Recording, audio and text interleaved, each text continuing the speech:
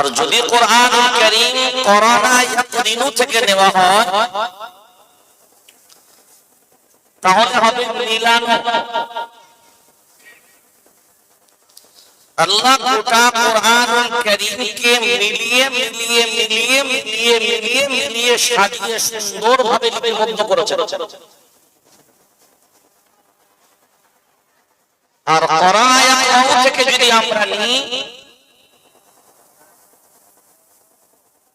তো দুনিয়ার সবথেকে শ্রেষ্ঠ তিলাওয়াত করার কিতাবের নাম হলো কোরআনুল কারীম।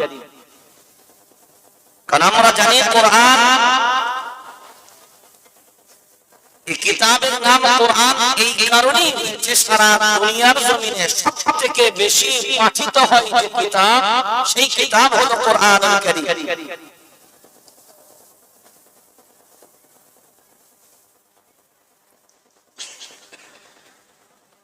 এখন যেমন আল্লাহ মিলানোর কথা বলেছেন,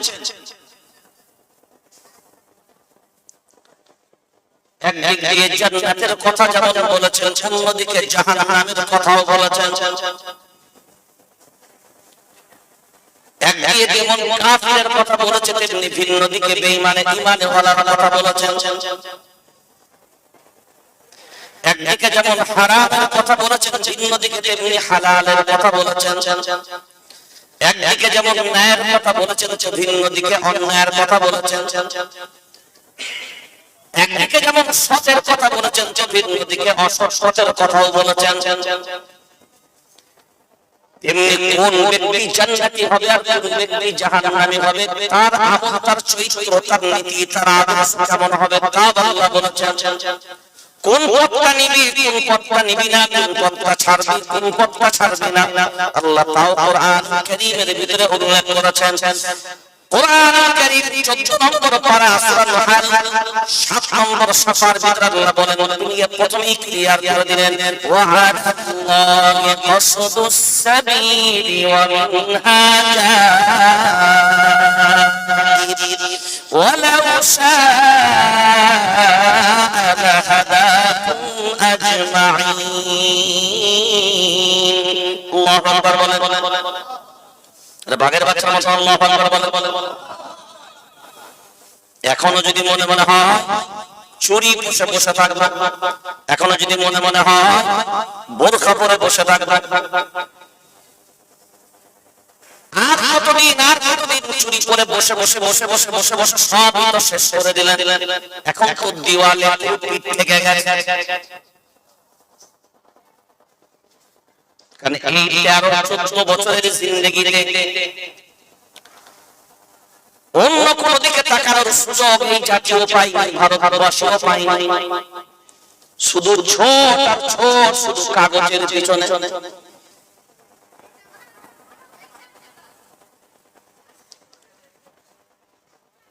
সব মানুষগুলো এই কোর্টে দাঁড়িয়ে কত বড় বড় আওয়াজ, কত বড় বড় কণ্ঠ, কত বড় বড় কথা, জীবন দিয়ে দিব, সম্পত্তি নিতে দেব না, মাদ্রাসা নিয়ে নিবে, মসজিদ নিয়ে নিবে, কবরস্থান নিয়ে নিবে, ঈদগাহ নিয়ে নিবে, দরগা নিয়ে নিবে, জীবন থাকতে মুসলমান কোনদিন হতে দেবে না। কোথায় গেল সেই মুসলমান? আওয়াজ পর্যন্ত নাই। তারপরে আবার ঈদগাহ চলে যাচ্ছে 1 নাম্বার কাদিয়ানী, মসজিদ চলে যাচ্ছে 1 নাম্বার কাদিয়ানী, কবরস্থান চলে যাচ্ছে 1 নাম্বার কাদিয়ানী। অর্থাৎ 1 নাম্বার কাদিয়ানী চলে যাওয়া মানে সরকারের কাদিয়ানী চলে গেল। এবার মুসলমান জীবন থাকতে কোনদিন আমার বাপ দাদুর কবরগুলোকে কাউকে দখল করতে দেব না। মাস খারাপ বেরোতে না বেরোতে আবার বন্ধ করে দেখি। ওই জন্য বারবার একটা কথা বলতাম, বাবা গুজরাট দেখে শিক্ষা নাও, দিল্লি দেখে শিক্ষা নাও, মুজাফফরনগর দেখে শিক্ষা নাও।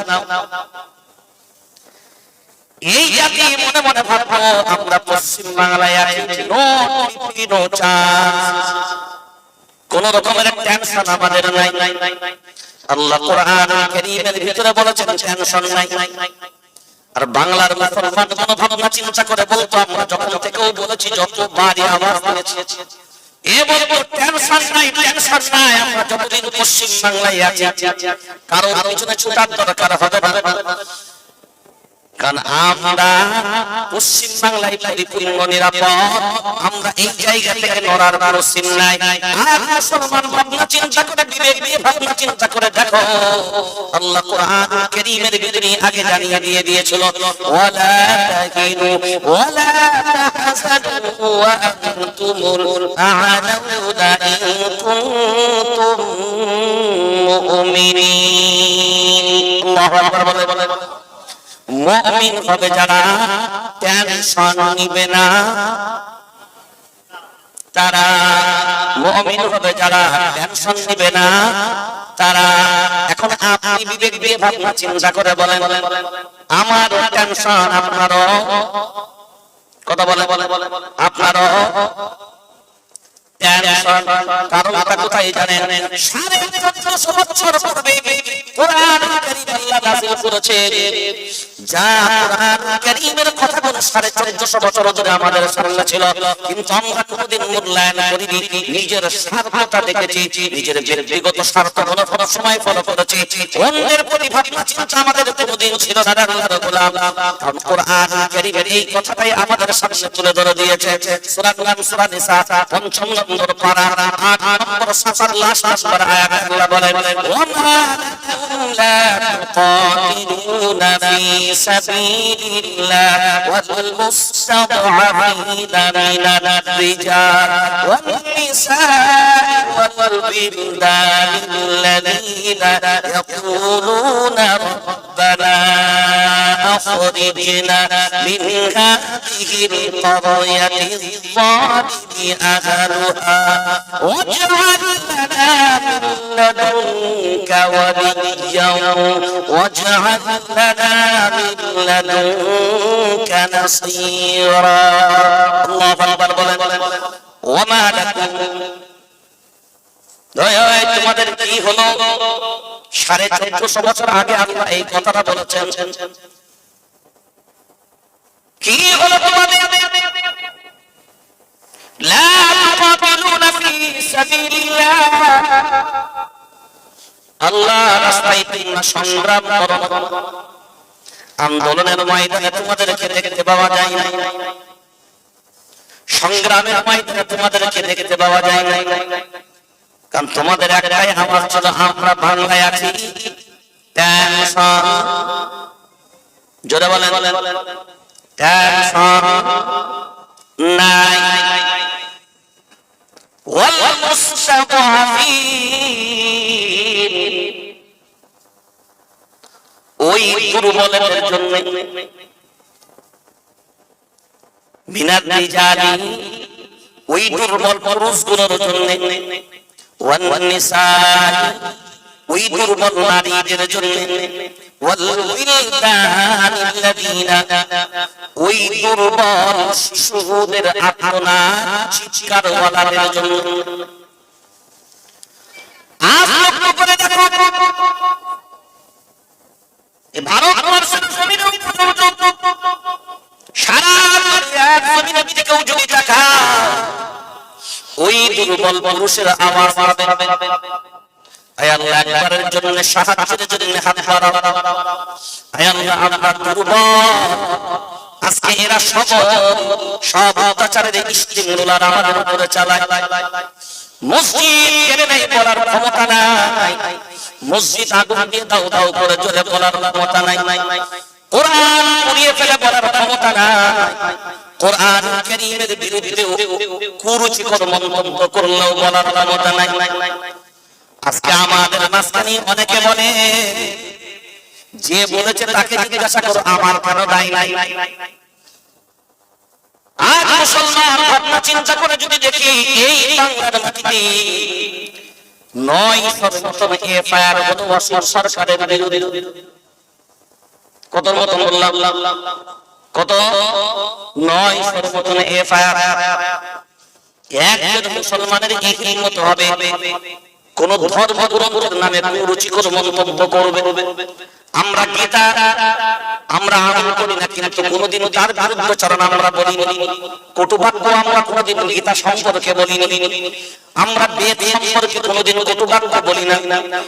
কারণ কুরআন কারীম আমাদেরকে এই শিক্ষাই দিয়েছে, ওয়ালা তাসুবুল্লাযীনা ইয়াদউনা মিন দুনিল্লাহ ফায়াসুবুল্লাহা আদওয়ান বিগাইরি ইলম। অন্যান্যদেরকে তোমরা গালি দিও না, ওদেরকে কটুবাক্য বলবে না। তোমার ধর্ম তোমার ভালো লাগে, তোমার ধর্ম তুমি পালন করো, কিন্তু অন্যের ধর্মকে তুমি ছোট করতে যাবে না। তাদের দেব দেবী তুলে কটুবাক্য বলবে না, তাদের দেব দেবীকেও বলবে না, তাদেরকেও বলা যাবে, জোরে বলেন যাবে না। ইসলাম সংস্কারের এই আদর্শটা আমাদের সামনে। আজ আপনারা চিন্তা করে বলে, সারা পশ্চিম বাংলার 3.5 কোটি জনসংখ্যা মুসলমান, 10 কোটি 22 লক্ষের মতন জনসংখ্যা পশ্চিম বাংলায়।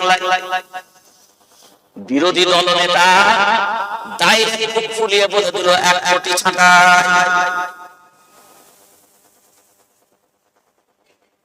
একদিনের জন্যও কেন নির্বাচন কমিশন প্রশাসন তাকে ধরল না?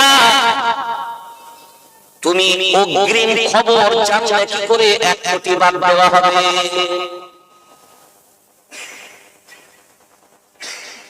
সারা পশ্চিম বাংলায় প্রত্যেকটা বুথে গিয়ে যদি তালাশ করে দেখি, বেশিরভাগ জায়গায় মুসলমান এলাকা যেটা এখন বর্তমানে দেখতে পাচ্ছি 50-50 হিয়ারিং এর। যদি 1000 ভোটার হয় 500 উপরে হিয়ারিং আইলে। ভারতবর্ষের জন্য নয়, দেশের জন্য অমর কোষের নোবেল পুরস্কার পেয়েছে, যা ভারতবর্ষের জন্য ভারতবাসীর জন্য গর্ব, তার জন্য হয়েছে হিয়ারিং আইলে।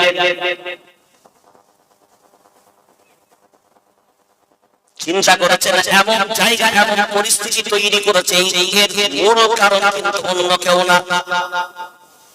প্রথম থেকে 1450 বছর আগে আল্লাহ প্রথম থেকেই বলেছেন এই কথা, মজলুম যখন হবে ওই জন্যই তো হোসেন আহমদ মাদানী রাহমাতুল্লাহ আলাইহি তিনি বলছেন, হামে উসসে উतना नफरत नहीं, जालिमों से हमें उतना नफरत नहीं, मगर जुल्म सहने वालों से जितना है।